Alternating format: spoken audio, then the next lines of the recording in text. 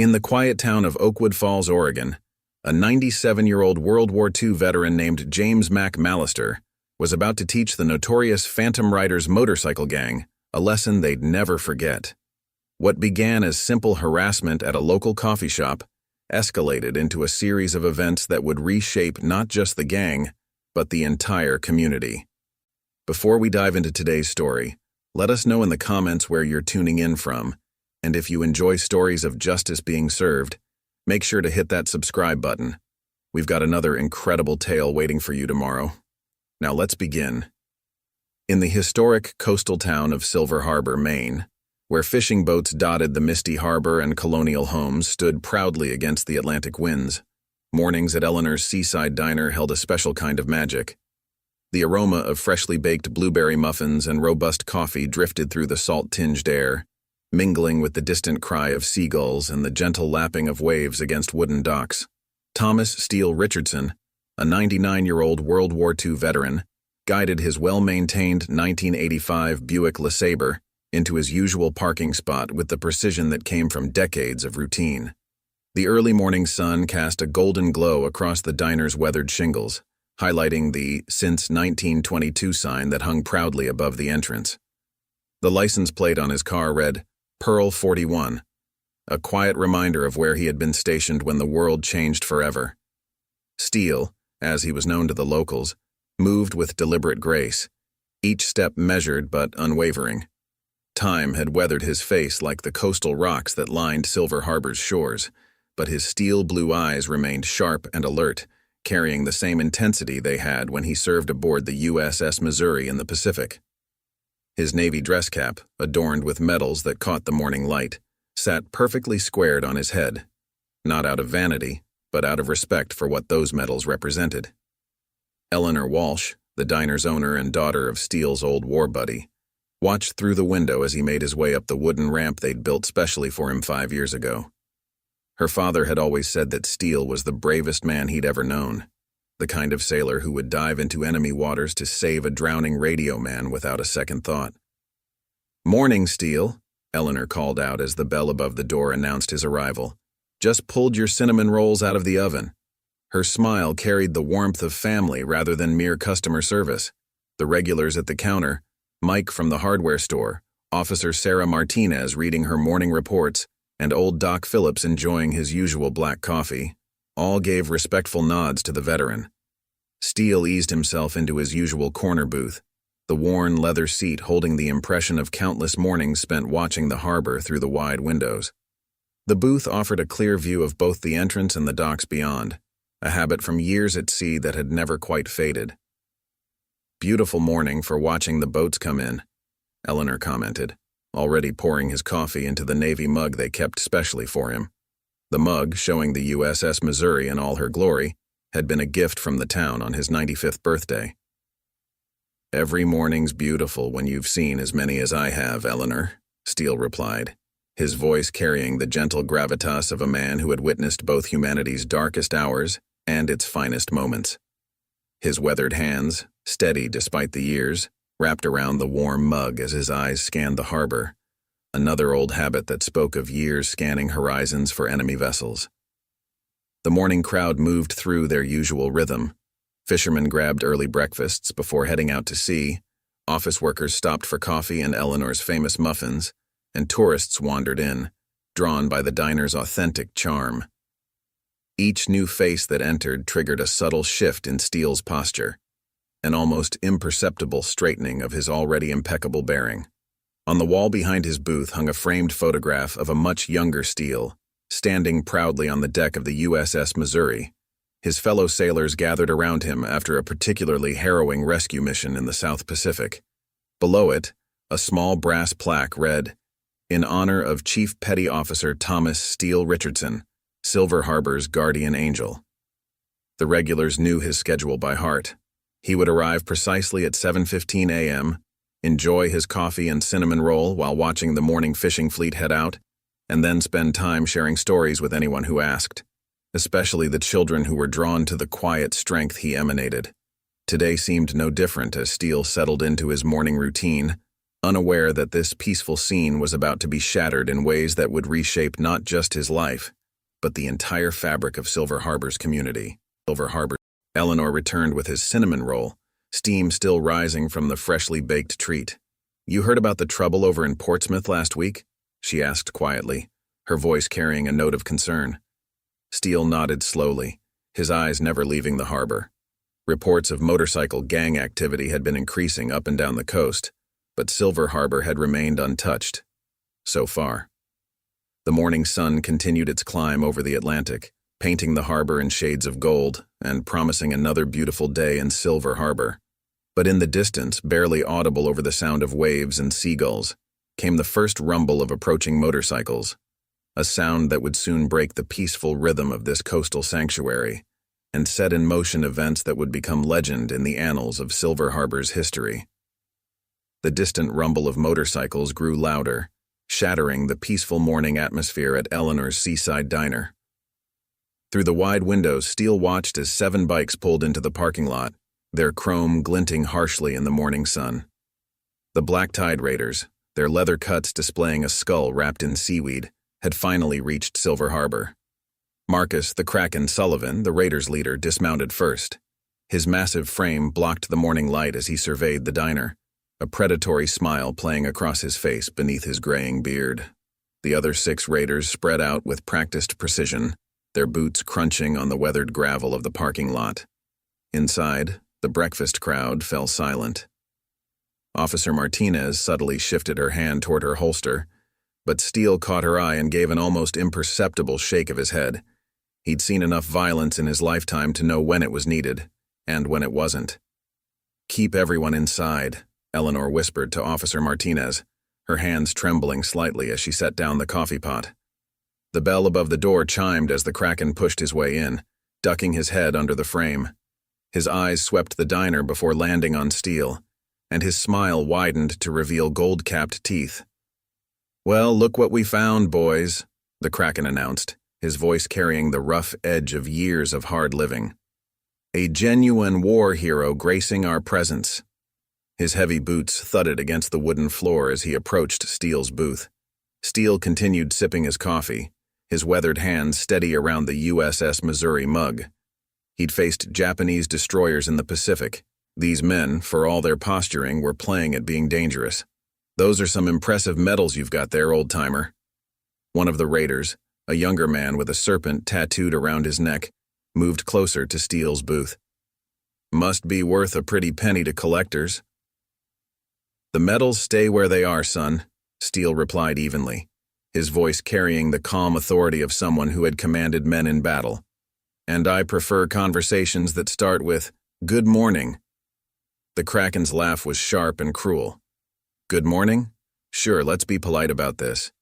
He reached out and plucked the navy cap from Steele's head, examining the medals with exaggerated interest. "You know, these waters around here can be dangerous, lots of accidents happen. Maybe you need some protection. For the medals, of course." Doc Phillips stood up from his counter seat, but the Kraken's cold glare forced him back down. The tension in the diner had become palpable, thick enough to cut with a knife. Steele's voice remained steady as he reached for his phone. "Those medals were earned with American blood in the Pacific, son. They're not meant for hands that haven't earned the right to touch them." "What do you think you're doing, old man?" Snakeneck demanded, taking another threatening step forward. "Making a call," Steele replied simply, his fingers moving deliberately across the phone's keypad. "You see, there's something about Silver Harbor you boys ought to know. We take care of our own here." The phone connected, and Steele's voice took on a different tone, one that carried the weight of command, of battles fought and won. "Admiral Wilson? Remember that favor you mentioned at last year's Pearl Harbor Memorial? Yes, Eleanor's diner. And James? Bring everyone." The words hung in the air like gun smoke, and for a moment the only sound was the gentle lapping of waves against the harbor docks outside. Then the Kraken's face twisted into something ugly, something dangerous. "You just made a big mistake, old man," he growled, his fingers tightening around Steele's cap. "Nobody calls for help in our territory." Steele's reply was quiet, but carried to every corner of the suddenly silent diner. "Son, this isn't your territory, and you're about to learn why." Through the diner's windows, the first glint of chrome appeared on the horizon. But this wasn't the chaotic approach of a gang. This was the disciplined formation of men who had learned precision on ships of war. The thunder of approaching motorcycles grew louder, more organized, filling the salt-tinged air with a sound that made the black tide raiders exchange uneasy glances. Through the sea mist rolling in from the Atlantic, Admiral James Wilson led the convoy, his silver hair visible beneath his helmet, his leather vest bearing both Navy insignias and Veterans Motorcycle Club patches. Behind him, row after row of bikes emerged, each rider moving with military precision that spoke of years of naval discipline. Within minutes, over 70 motorcycles had surrounded Eleanor's Seaside diner. The Kraken's confident sneer faltered slightly as he watched the display through the window. "What kind of game you playing, old man?" Steele's response remained calm, measured. "No game, son. Just introducing you to some old friends." The bell above the door chimed as Admiral Wilson entered, removing his helmet with deliberate care. His eyes, hardened by years of commanding warships, took in the scene before him. 2 more veterans followed him inside, their movements casual but ready.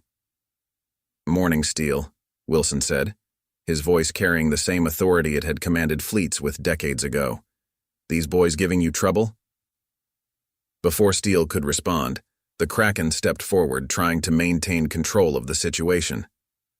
"This is black tide territory. Your little parade doesn't change that." Wilson turned slowly to face the Kraken, and something in his expression made the larger man take an involuntary step back. "Territory? Let me tell you something about territory, son. See these men outside? Each one of them served with Steele Richardson during some of the bloodiest battles in the Pacific. You're holding the cap of a man who saved more lives in one day off Okinawa than you've probably met in your entire life." Eleanor moved away from the counter, her confidence returning with each veteran who entered her diner. Officer Martinez stood straighter, recognizing several of the veterans as former members of the Coast Guard she'd served with. "You don't know who you're dealing with," Snakeneck growled, though his voice carried less conviction now. "No," Wilson corrected. "You don't know who you're dealing with. That man you're trying to intimidate? He led a rescue mission in '44 that saved my entire destroyer crew when we were hit by a Japanese torpedo. Carried our radio operator through burning fuel oil when everyone else said it was suicide to try." Steele raised his hand slightly. "That's ancient history, James." "Not to us," Wilson replied, then addressed the Kraken directly. "You want to know about respect? Real respect? Look at those medals you're holding. Each one represents lives saved, sacrifices made, courage shown when death was certain and victory wasn't. That's how you earn respect, not by terrorizing diners." The other veterans had begun filing in, filling the space with their presence. They didn't make threats, didn't posture or intimidate. They simply stood, their collective strength evident in their quiet confidence. The Kraken looked down at the cap in his hand, seeing the medals in a new light. For a moment, something flickered across his face. Uncertainty, perhaps even shame. "Last chance, son," Steele spoke softly. "You can either learn something here today or you can make a mistake you'll regret. Your choice." The diner fell silent, tension crackling in the salt-laden air. Outside, more veterans continued to arrive, their bikes lining the harbor front in perfect formation. Several townspeople had gathered to watch, drawn by the unprecedented display. The Kraken's hand tightened on the cap for a moment, then with a gesture that seemed to cost him considerable effort, he placed it carefully back on Steele's table. "This isn't over," he declared, but his voice lacked its previous menace. "No," Steele agreed. "We're not. But maybe we're ready to start something different." The black tide raiders backed toward the door, their earlier bravado replaced by careful calculation. As they mounted their bikes, Admiral Wilson turned to Steele with a slight smile. "Just like old times, eh, Chief?" Steele shook his head, reaching for his coffee cup. "Not quite, James. Back then we were trying to stop men from fighting. Today, maybe we can teach them a better way." The morning fog rolled thicker off the Atlantic as the black tide raiders roared away, their thunder diminishing into the distance. The regulars began emerging from behind Eleanor's counter and nearby booths, gathering in small groups, watching the veterans with a mixture of awe and growing hope. Eleanor approached Steele's table, coffee pot in hand, her eyes bright with unshed tears. "Thomas Richardson," she said, her voice wavering slightly. "All these years, and you never told us about saving Admiral Wilson's crew." "Some stories don't need telling, Eleanor," Steele replied, adjusting his cap. "They need living." Admiral Wilson pulled up a chair, his expression turning serious. "They'll be back, you know. The Kraken's type always comes back. Too much pride to let it go." "I'm counting on it," Steele said, his eyes distant with tactical consideration. "Sometimes the best way to change someone's path is to show them a better one. These boys, they're not evil, James. They're just lost, looking for something to belong to, something to believe in." "You're not thinking what I think you're thinking," Wilson said, recognition dawning in his eyes. Steele's smile was slight, but determined. "Every warrior needs a cause worth fighting for. Maybe it's time we gave them one." Outside, the veterans began organizing themselves into patrols, their presence bringing a new sense of security to the waterfront. Doc Phillips approached with his medical bag, offering to check on some of the older veterans who'd ridden in from as far as Boston. Officer Martinez was already coordinating with local law enforcement, establishing communication channels with the veteran groups. Through the diner's windows, they could see Mike from the hardware store talking animatedly with a group of veterans, pointing out key locations along the harbor. The town was coming alive with a new energy, fear giving way to purpose. "Got something you should see, Steele," Admiral Wilson said, spreading out a nautical chart of the coast. "The Black Tide Raiders. They've been running more than just intimidation rackets. Coast Guard's been tracking suspicious movements along these shipping lanes. Cargo keeps disappearing, but they can't prove anything." Steele studied the chart with the same precision he'd once used to navigate destroyer groups through enemy waters. "They're using the old smuggling routes, aren't they? The ones from Prohibition days?" "Same channels," Wilson confirmed. "Deep enough for small boats, too shallow for Coast Guard cutters. Perfect for moving contraband." Eleanor joined them, bringing fresh coffee and her special blueberry scones. "It's not just the smuggling," she added. "They've been pressuring the fishing boats, demanding protection money for safe passage. Some of the smaller operations are about to go under." Steele's weathered fingers traced the coastline on the chart. "These waters used to mean something, James. Freedom, opportunity, honest work. Now they're using them to spread fear." Outside, more bikes arrived. Not just veterans now, but retired Coast Guard, merchant Marines, even some of the local fishermen who'd served in the Navy. Each one carried stories of the Kraken's influence spreading up and down the coast. "We've got men positioned at key points around the harbor," Wilson reported. "Former SEALs, Force Recon, Navy pilots, all volunteers, all ready to help." Steele nodded, his tactical mind already formulating plans. "The harbor's not just a port, it's a lifeline. These people depend on it. The fishermen, the merchants, the families who've worked these waters for generations." Officer Martinez approached their table, her police radio crackling with updates. "Just got word from Portland PD. The Black Tide Raiders have a compound up the coast. They're calling in reinforcements from other chapters." "Good," Steele replied, surprising them all. "Let them come in force. Sometimes the best way to change a man's heart is to show him what he's really fighting against." The morning sun finally broke through the fog, illuminating the harbor where veterans now stood watch alongside fishermen and townspeople. The sight reminded Steele of another harbor long ago, where he'd learned that the strongest defenses weren't built with weapons, but with unity, purpose, and unshakable resolve. "Remember what you taught us in the Pacific," Wilson said quietly. "The sea doesn't care how tough you are, only if you're wise enough to respect her." "And these waters," Steele replied, looking out over the harbor he'd called home for 7 decades, "they deserve better than fear. Time to remind everyone what they really mean." The veterans continued to arrive throughout the morning, each bringing skills and experience that transformed Silver Harbor's waterfront into something it hadn't been in years. a community united by purpose rather than divided by fear. From the balcony of the Black Tide Raiders compound, perched on the rugged cliffs north of Silver Harbor, the Kraken watched the waves crash against the rocks below, his fury matching the ocean's violence. The afternoon sun filtered through dusty windows, illuminating the faces of his gang members as they waited for their leader's response. "One old man," the Kraken snarled, hurling an empty whiskey bottle against the wall.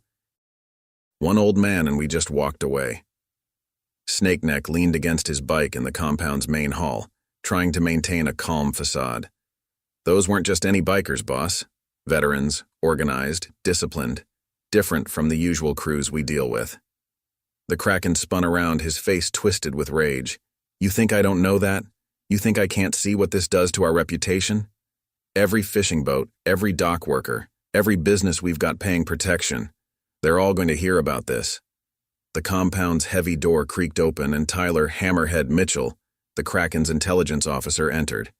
His expression was grim. "It's already spreading. Harbor's buzzing about it. Those vets, they're setting up patrols, talking to people. The Charleston Fishing Co-op is already talking about stopping payments." "Stopping payments?" The Kraken's voice dropped dangerously low. "After everything we did to establish our control?" Through the salt-sprayed windows, they could see more bikes arriving, reinforcements from other Black Tide chapters up and down the coast. The compound, an abandoned Coast Guard station they'd claimed as their own, buzzed with nervous energy. "Got word from our contacts in Boston," Hammerhead continued, spreading out a series of photographs. "That old man, Steele Richardson, he's not just any veteran. Silver Star, Navy Cross, multiple commendations for valor. The stories about him are legendary in naval circles." The Kraken studied the old photographs showing a younger Steele on various warships. "I don't care if he's Neptune himself. Nobody challenges the Black Tide and walks away." Snakeneck shifted uncomfortably. "Boss, something else you should know. Some of our newer recruits, they're asking questions, seeing those veterans today, the way they carried themselves." A pool cue cracked across a nearby table, splitting in half from the Kraken's sudden burst of rage. "Questions? Let me tell you about questions. 10 years we've spent building this operation. 10 years establishing our control over these waters. And now, because some old war hero decides to play tough guy, everything we've built is at risk?" Outside, the ocean's roar seemed to mock their predicament. More bikes arrived, their thunder mixing with the crash of waves against the cliffs. The compound's main hall filled with chapter leaders from as far as New Jersey, each bringing reports of how the morning's news was spreading. "It's not just about the old man anymore," Hammerhead warned, checking his phone. "Coast Guard's getting bolder. Had to redirect 3 shipments already. They're probing our routes, testing our responses." The Kraken moved to the wall where a massive map of the coastline hung, marked with their smuggling routes and protection territories. His fingers traced the channels they'd controlled for years, channels now at risk. "You know what the real problem is?" he growled, turning to face his assembled crew. "It's not just about respect anymore. It's about power. Real power. The kind that makes men tremble at the mere mention of your name. And now?" Snakeneck dared to speak up. "Some of the guys, they're saying maybe we should try a different approach. Those veterans today, they showed strength without even making a threat." The bottle of Jack Daniels shattered against the wall inches from Snakeneck's head. "Different approach?" The Kraken's voice was deadly quiet. "Let me show you a different approach." He stormed to a locked cabinet, yanking it open to reveal stacks of files, detailed information on every business, every boat, every operation in their territory. "You want to see real power? By the time we're done, Silver Harbor will wish they'd never heard of Steele Richardson."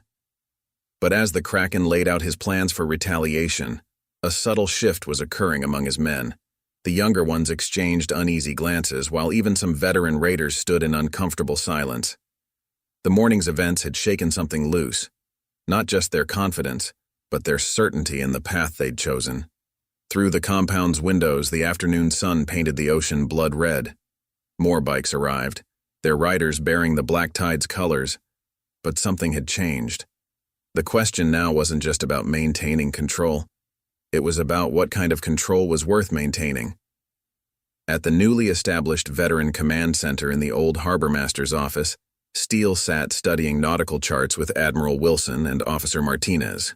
Red pins marked known black tide positions along the coast. Blue ones indicated patrol routes they'd established. "They've got operations running all along these channels," Martinez explained, her finger tracing patterns across the map. "Using old fishing boats as cover. Been building their network for months. Local authorities haven't been able to prove anything. Witnesses won't talk." Steele nodded slowly, his tactical mind analyzing the situation. Fear's their weapon, but it's also their weakness. Show people they don't have to be afraid, the whole system collapses. "Already happening," Wilson added, sliding a stack of papers across the table. "Got reports from 15 boat captains ready to testify about the protection rackets. Just needed someone to take the first stand." Lucy Richardson, Steele's granddaughter and Silver Harbor's harbor master, entered with fresh coffee and a concerned expression. As the first female harbor master in the town's history, she'd seen firsthand the raiders' impact on the maritime community. "Grandpa, are you sure about this? These men, they're not going to just give up their power. They'll strike back." Steele's eyes met hers with quiet confidence. "Of course they will, Sunshine. That's exactly what we're counting on." "Steele's right," Wilson interjected. "Right now they're angry, off balance. When people like that lose control, they make mistakes." Outside, veterans patrolled the docks in pairs, their presence bringing a new sense of security to the waterfront. Fishermen who had kept their heads down for months now stood in their boat cabins, exchanging greetings with passers-by. At Eleanor's diner, now protected by 2 veterans who'd served in Desert Storm, Mike from the hardware store addressed a gathering of business owners. "For months we've been paying them to protect us from themselves," he declared, his voice gaining strength. "Steele showed us there's another way. We don't have to live like this anymore." The meeting was interrupted by the roar of a motorcycle. A lone black tide raider pulled up outside, but instead of the usual intimidation, he seemed uncertain, almost nervous. Eleanor recognized him as Tommy McKenzie, a local boy who'd joined the raiders 8 months ago. "Tommy," she called out, stepping onto the sidewalk. "Want some chowder?" "On the house like old times?" The young rider's eyes darted between Eleanor and the veterans, conflict clear on his face. I can't. The Kraken isn't here," Eleanor replied gently. "But we are, always have been." Back at the command post, Steele watched the scene unfold through the window. "You see that, James? Not all of them are lost. Some just needed to be shown another path." Wilson nodded thoughtfully. "Like that young sailor we pulled from the water off Guadalcanal. What was his name?" "Michael," Steele replied, his eyes distant with memory. "Scared kid, but brave when it counted. Sometimes people just need someone to believe in them before they can believe in themselves." The radio crackled with a report from a patrol unit. "Movement at the compound. Multiple bikes heading out. Looks like they're mobilizing." Steele's expression remained calm, but his mind was already calculating moves and counter-moves. "And so it begins," he said quietly. "Time to see what kind of men they really are." Lucy watched her grandfather with worry. "What's your plan?" Steele's smile carried decades of hard-won wisdom. "Same plan that worked in the Pacific, Sunshine. Show them that the biggest enemy they're fighting isn't us. It's themselves." The radio crackled again. The black tide raiders were on the move. But this time, Silver Harbor was ready. The next few hours would determine not just the fate of a town, but the souls of men who had forgotten what real strength looked like. As dusk settled over Silver Harbor, reports confirmed their expectations. The black tide raiders were spreading out along the coast, their numbers swelling with reinforcements from allied chapters. The command center's radio crackled with constant updates. "Movement at 3 points," Officer Martinez reported, marking locations on their coastal map. "They're cutting off access to the smaller harbors. Fishing boats are being turned back." Steele stood at the window, watching the last rays of sunlight paint the harbor waters in shades of amber. "How many boats are still out there?" Lucy checked her harbormaster logs. 17 vessels, mostly small family operations. The Peterson brothers, the Zhang family's boat, old Joe Murphy's trawler, all due back within the next 2 hours. They're trying to show us the cost of defiance, Admiral Wilson observed, studying the patrol patterns. Hitting the community where it hurts most, their livelihood. Through the command center windows, they could see Tommy McKenzie still sitting at Eleanor's diner, talking with 2 veterans. The young raiders' conflict was visible even from a distance. Got another report? Martinez announced, her police radio buzzing. Black Tide's setting up checkpoints along the coastal roads. They're stopping supply trucks heading to the fish processing plants. Steele's weathered hands traced the coastline on the map. Not just stopping them, he said quietly. They're sending a message. This is what happens when you stand against us. Lucy's phone chimed with urgent messages. Grandpa, I'm getting calls from every dock up and down the coast. Boat captains are scared. Some are talking about paying the protection money again, saying it's not worth the risk. That's exactly what they want, Wilson added. Fear spreading like a tide, washing away everything we built today. Steele turned from the window, his eyes carrying the same determination they'd held during Pacific battles. Get me the names, he said to Lucy. Every boat still out there, every family waiting for them to return. What are you thinking? Wilson asked, recognizing the look in his old friend's eyes. They want to use our waters against us? Steele replied. Then let's remind everyone who these waters really belong to. Martinez, contact every veteran with maritime experience. Lucy, I need a list of every available boat in the harbor. Wilson, time to call in those favors from the Coast Guard Auxiliary. The command center burst into activity. Veterans who'd served on everything from aircraft carriers to patrol boats studied charts and tide tables. Former Navy radio men established communication networks between vessels. Coast Guard veterans plotted intercept courses. Outside, the harbor community began to mobilize. Fishermen who'd stayed in port offered their boats for the rescue operation. Families brought food and coffee to the command center. Eleanor's diner became a staging area, with Tommy McKenzie surprisingly offering information about black tide patrol patterns.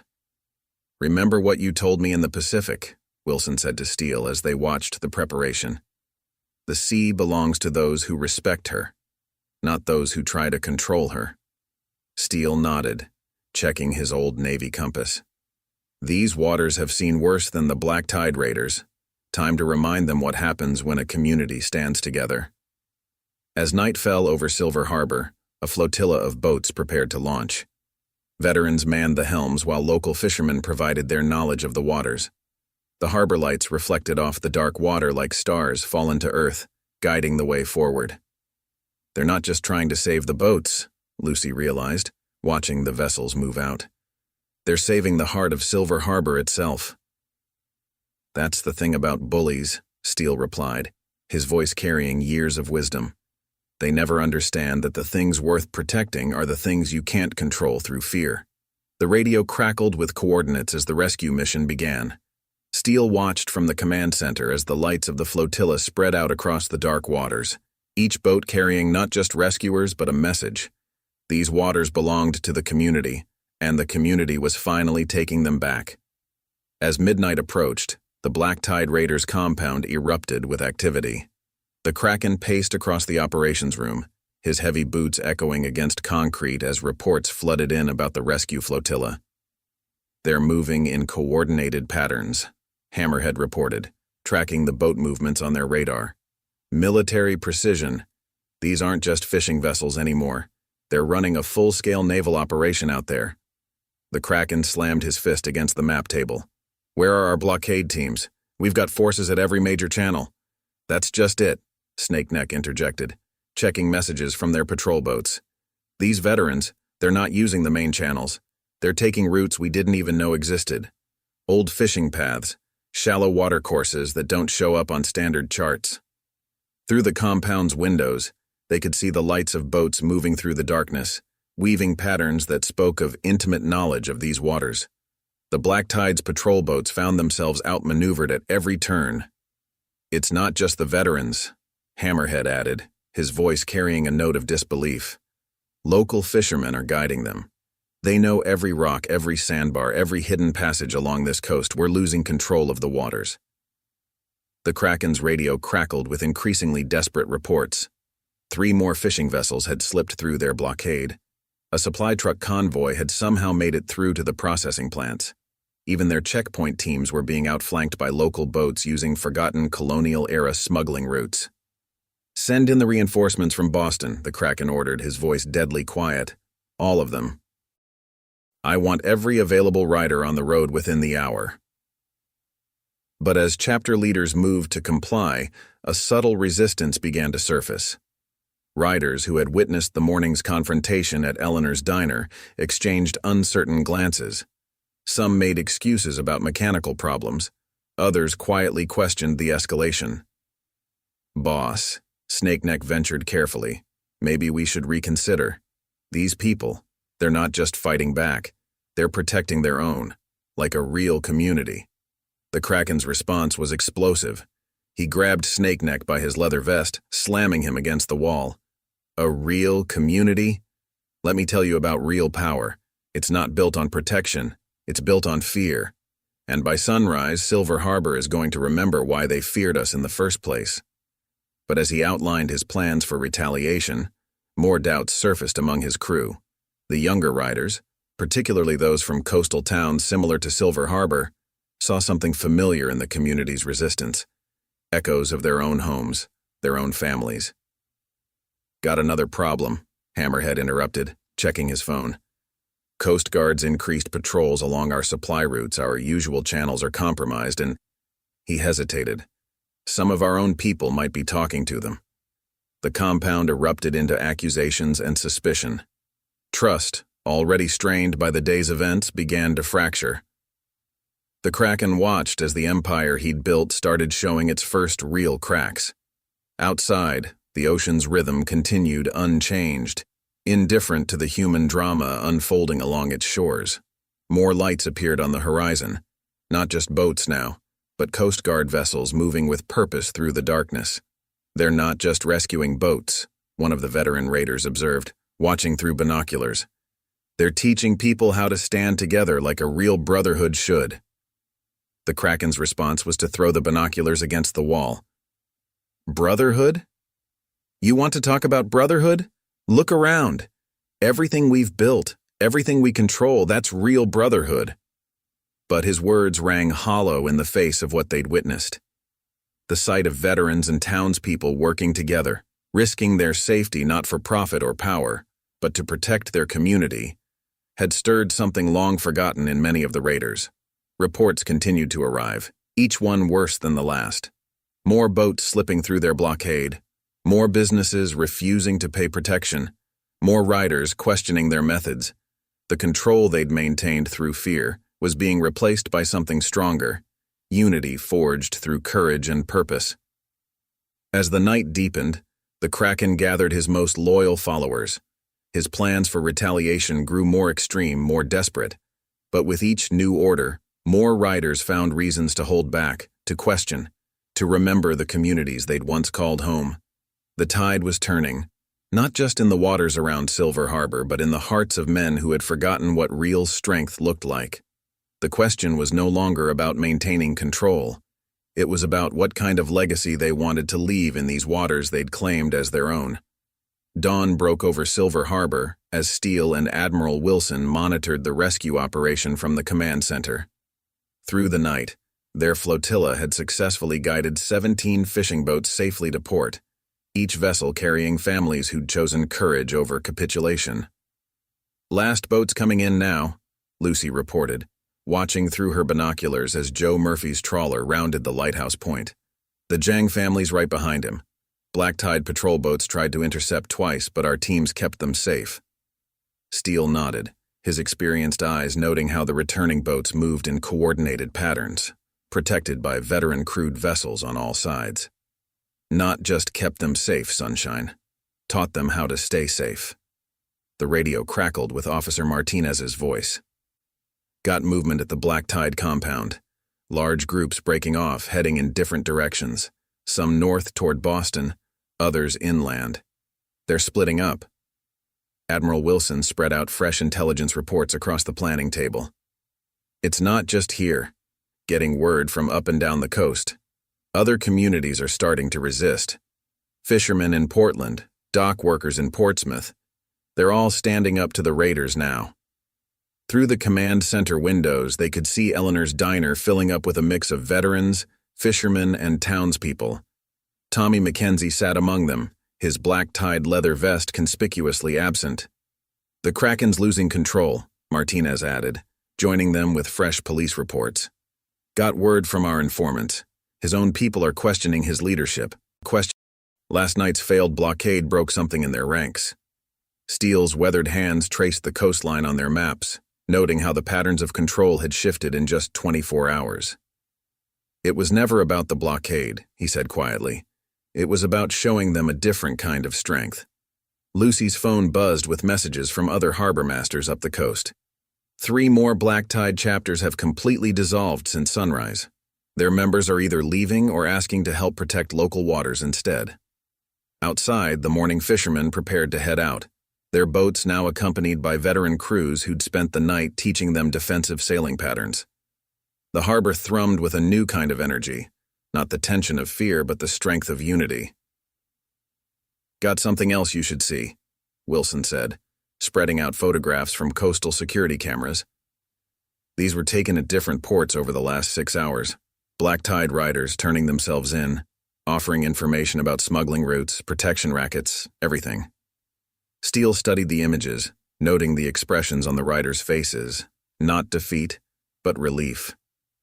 "Sometimes the hardest chains to break are the ones we put on ourselves," he observed. The command center's activity was interrupted by Eleanor herself, arriving with fresh coffee and purpose in her step. "You all need to see what's happening at the diner," she announced. Through the windows, they watched as Tommy Mackenzie stood before a group of former raiders, his voice carrying across the morning air. "We forgot what these waters mean," he was saying. "Forgot that real strength isn't about controlling people, it's about protecting them." Martinez's radio crackled again. "Major movement at the compound. The Kraken's gathering his hardcore followers. Looks like they're planning something big." "Of course they are," Steele replied, his voice carrying decades of tactical experience. "Men like that, when they feel control slipping away, they don't let go easily. They lash out." Lucy checked the harbor security feeds, getting reports of black tide reinforcements moving down from Boston, the ones still loyal to the Kraken. "They're not giving up." "No," Steele agreed, adjusting his cap as he studied the tactical displays. "But now they're not fighting against a scared town. They're fighting against a community that's remembered its strength." Wilson gathered the veteran leaders for a strategy session. Reports flowed in from up and down the coast, communities joining forces, waters being reclaimed, fear giving way to determination. "Remember what you told us in the Pacific," Wilson said to Steele. "The strongest defense isn't your weapons. It's giving people something worth defending." Through the morning mist, more boats arrived carrying veterans and volunteers from neighboring ports. The transformation that had begun with one old sailor's stand was spreading like waves across the coastline, touching communities that had lived too long under the shadow of fear. "They're not just defending harbors anymore," Lucy realized, watching the growing activity on the waterfront. "They're defending their way of life." Steele's eyes carried the quiet certainty of a man who had seen darkness fall and light return too many times to count. "That's always been the real battle, Sunshine. Not just protecting these waters, but remembering what they stand for." The morning sun climbed higher, burning away the last of the fog, revealing a harbor transformed not just by the presence of protectors, but by the absence of fear that had for too long darkened these waters. As midday approached, the sound of thunder rolled across Silver Harbor, not from storm clouds, but from the approaching roar of motorcycles. The Kraken had gathered his remaining loyal forces, over 100 riders strong, their bikes gleaming with menace in the summer sun. Steele stood at the harbor's edge, watching the approaching column with tactical precision. Behind him, the community he'd helped transform had taken positions not with weapons but with purpose.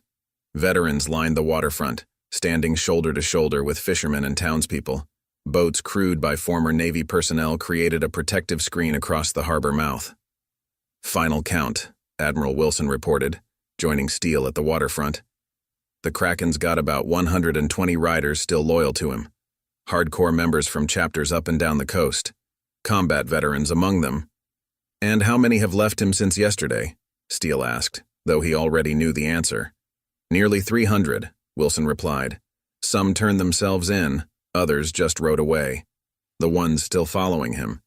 They're true believers in his way of doing things, Through the gathering crowd, Tommy Mackenzie approached, now wearing a different kind of vest, one bearing the patch of the Harbor Guardians, the new organization of reformed riders and veterans dedicated to protecting coastal communities. "The Kraken's been telling them you've made us weak," Tommy reported, his voice carrying the certainty of someone who'd found a better path. "Says we've betrayed everything the black tide stood for." Steele's eyes remained fixed on the approaching column. "And what do you think it stood for, son?" "I thought it was about strength," Tommy admitted. "Now I see we were just spreading fear and calling it power." The thunder grew louder as the Kraken led his forces into town. They moved in tight formation, their bikes filling Main Street with intimidating presence. But something was different now. The townspeople didn't hurry inside or look away. They stood their ground, shoulder to shoulder with the veterans who'd taught them a different kind of courage. The Kraken pulled up at the harbor's edge, his massive frame seeming somehow smaller in the bright daylight. His eyes locked onto Steele, burning with a mixture of rage and desperate pride. "Look around, old man," he called out, his voice carrying over the rumble of engines. "This is what real power looks like. Not your little protection game, not your community spirit. Raw force." Steele's response was measured, his voice carrying across the suddenly quiet harbor. "Is it? Look closer, son. Look at how many have already walked away from your kind of power." As if to emphasize his point, more former raiders emerged from Eleanor's diner, now wearing Harbor Guardian patches. Among them were veteran riders who'd served in Iraq and Afghanistan, men who'd remembered what real service meant. "You think this changes anything?" the Kraken demanded, but uncertainty had crept into his voice. "You think playing protector makes you strong?" "Strength isn't about making people fear you," Steele replied, taking a step forward. "It's about giving them something worth fighting for." He gestured to the harbor around them. "Look at these waters. For generations, they've provided honest work, good lives, real community. That's what you've been fighting against, son. Not just these people, but everything that makes life worth living." The Kraken's followers shifted uneasily on their bikes. More than a few stared at the scene around them, not just the assembled veterans and townspeople, but the transformation their presence represented. Businesses stood open and unafraid. Fishing boats prepared for departure, protected by volunteer crews. Children played on the docks under the watchful eyes of reformed riders. "Last chance," the Kraken growled, but his words lacked their usual menace. "Walk away now, or we show everyone what happens when you challenge the black tide." Steele's response was to remove his cap, letting his medals catch the sunlight. "You see these medals, son? Each one represents a moment when men had to choose between fear and courage, between serving themselves and serving something greater." More voices joined the conversation. A fisherman stepped forward, speaking about generations of his family who'd worked these waters. A veteran shared stories of serving alongside men who'd given everything to protect others. Tommy Mackenzie described his own journey from fear to purpose. The Kraken's face twisted with rage, but as he gave the order to advance, something unexpected happened. More of his riders cut their engines. Some removed their black tide patches. Others simply kicked their bikes into gear and rode away. "What are you doing?" he roared at his dissolving force. "This is about power, about control." "No," came a voice from within his own ranks.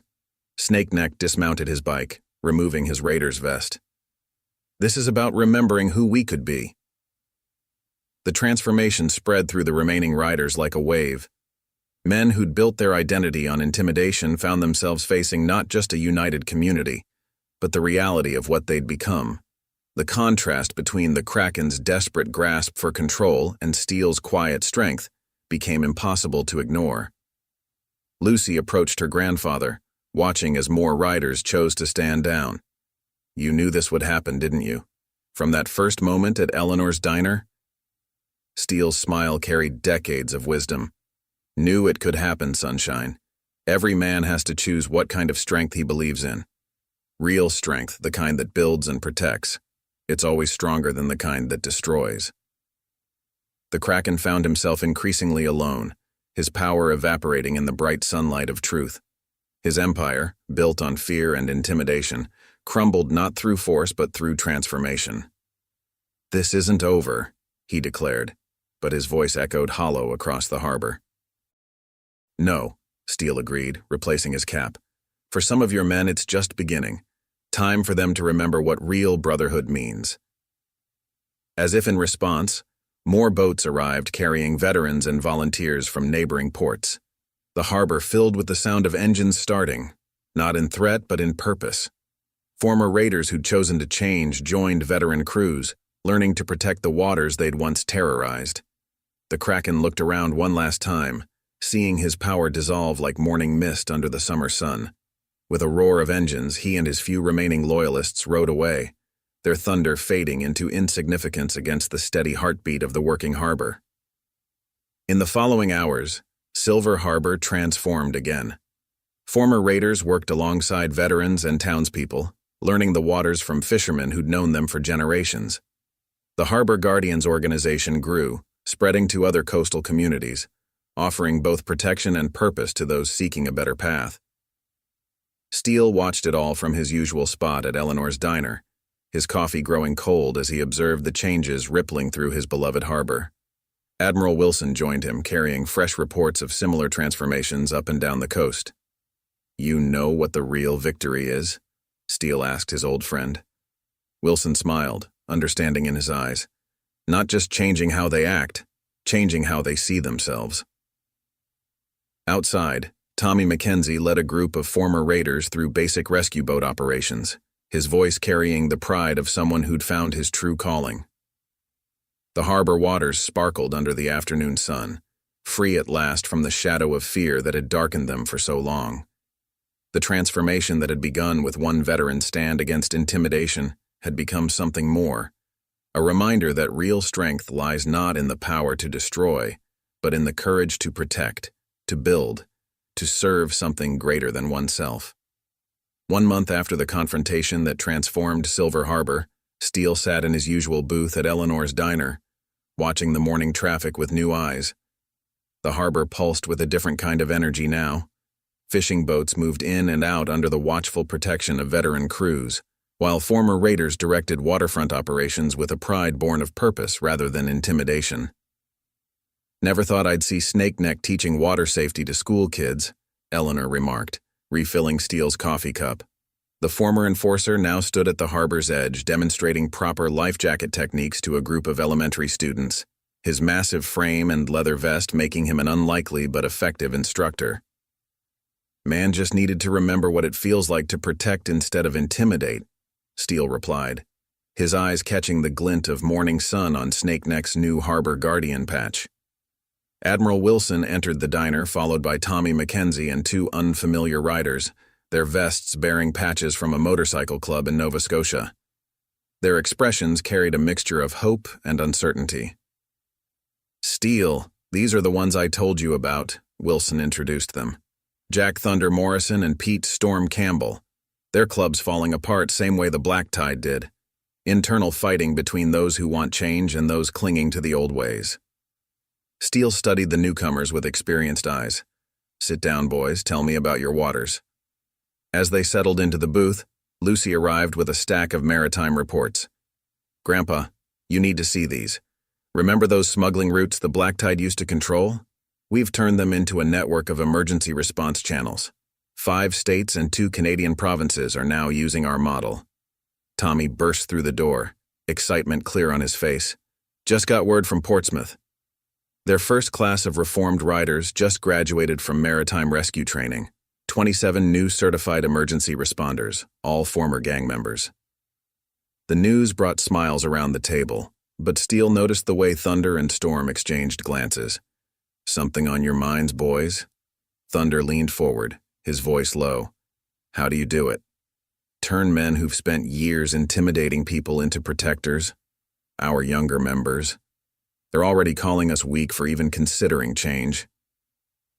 Same thing they called us, Snakeneck replied, joining them after his safety class. Until they saw what real strength looks like. Steele adjusted his cap, the metals catching the light. Let me tell you about another group of men who had to change. Pacific Theater, 1944. We were surrounded, outgunned, running low on supplies. Know what kept us going? The visitors leaned in, drawn by the veterans' quiet authority. Purpose, Steele continued. Knowing we were fighting for something bigger than ourselves. Your men are warriors who've lost their way. Show them a better battle to fight. Outside, more boats arrived. Fishing vessels and patrol craft crewed by veterans and reformed riders working together. The command center had evolved into a coordination hub for maritime protection across the northeastern seaboard. Lucy watched from the window as Snakeneck helped a young girl properly secure her life vest, the child's smile showing no fear of the massive former raider. The transformation spreading faster than anyone expected. Because it answers a need, Steele explained.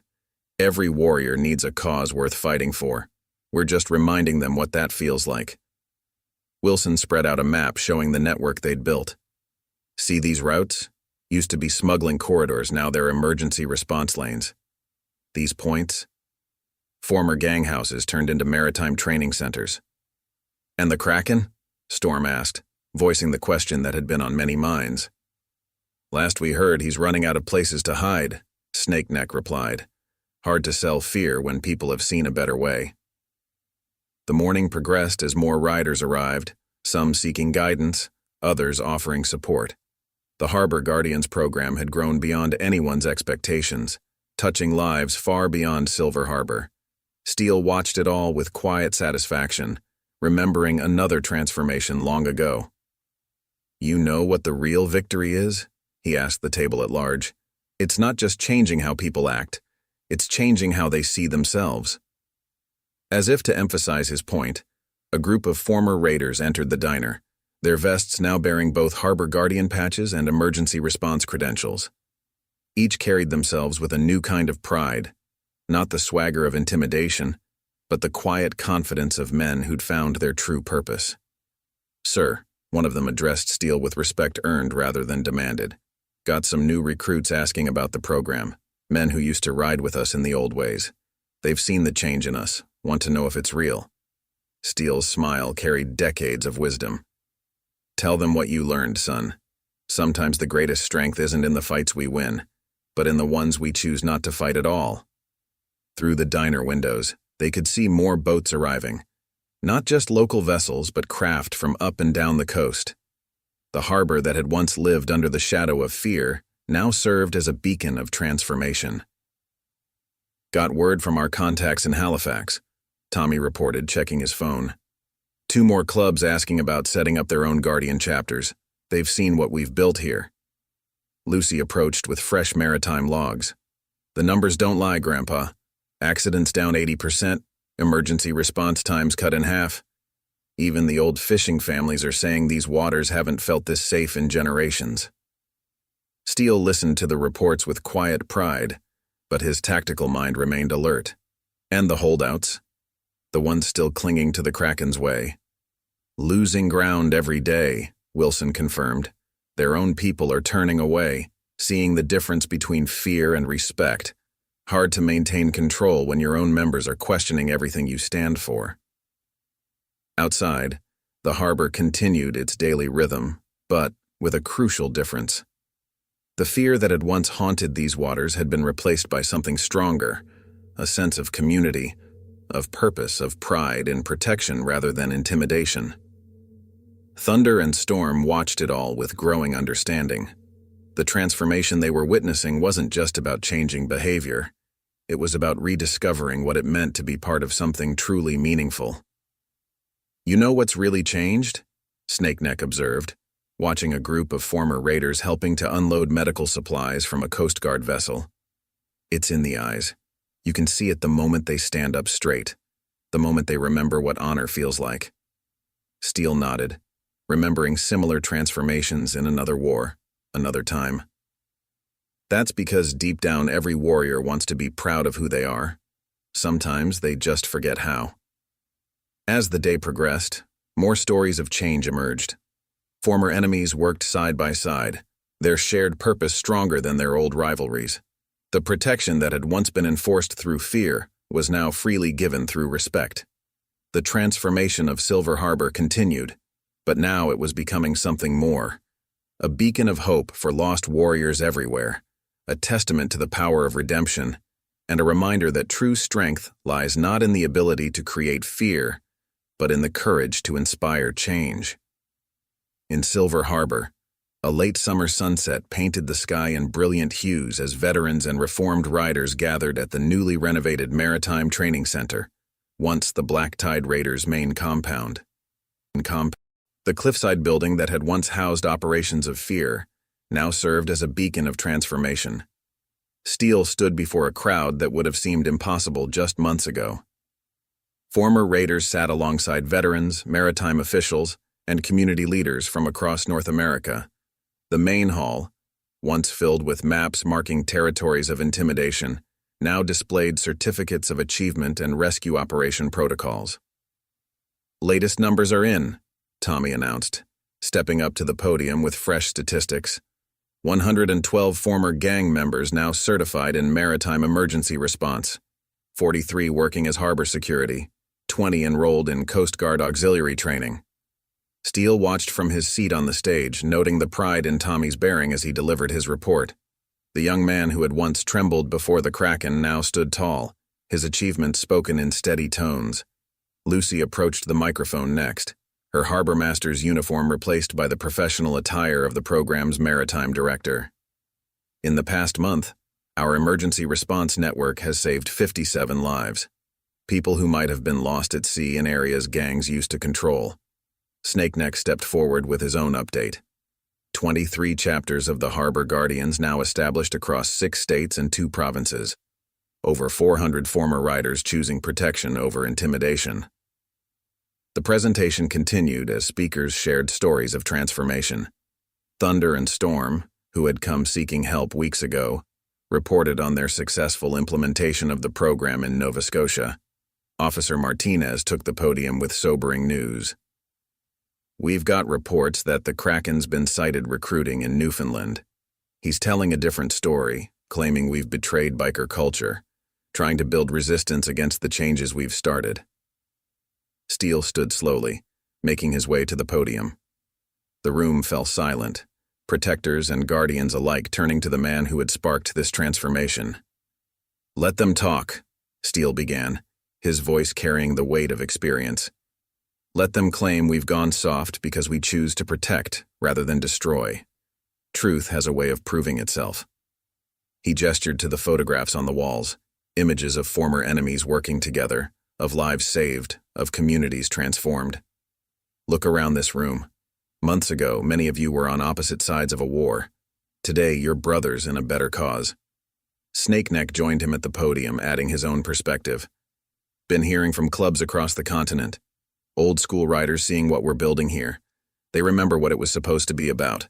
Brotherhood, protection, standing for something bigger than ourselves." The evening session broke into smaller groups, with reformed riders sharing their experiences with maritime officials and community leaders. The model they'd built was being studied, documented, prepared for implementation in other troubled waters. Lucy watched her grandfather moving among the groups, offering guidance here, encouragement there. "You've started something bigger than Silver Harbor," she observed when he joined her. "No, Sunshine," Steele corrected gently. "They started it themselves the moment they chose to change. I just reminded them they had the choice." A commotion at the entrance drew their attention. A group of riders had arrived, their vests bearing patches from one of the most notorious clubs in the maritime provinces. Their leader, a weathered man with hard eyes, scanned the room until he found Steele. "Heard about what you're doing here," he announced, his voice carrying years of hard living. "Heard you're showing men another way." Steele studied the newcomers, seeing beyond their tough exteriors to the lost warriors within, showing them what they already know deep down, just helping them remember who they were meant to be. The evening continued as more stories were shared, more connections made. The network of protection grew stronger with each handshake, each shared experience, each moment of recognition between former enemies who now stood as brothers. "Got word from Portsmouth," Tommy reported, joining Steele and Lucy. "Remember that marina the Kraken's crew used to terrorize? Their emergency response time has been cut in half since our guys started running protection." Through the windows, the last light of day painted the ocean in deepening shades of purple and gold. More bikes arrived, not gang members coming to cause trouble, but warriors coming to learn about redemption. The transformation that had begun with one veteran's stand against intimidation was becoming a movement.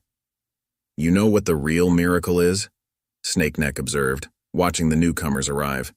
"It's not just that we changed. It's that we're helping others find their way back too." Up next, you've got 2 more standout stories right on your screen. If this one hit the mark, you won't want to pass these up, just click and check them out.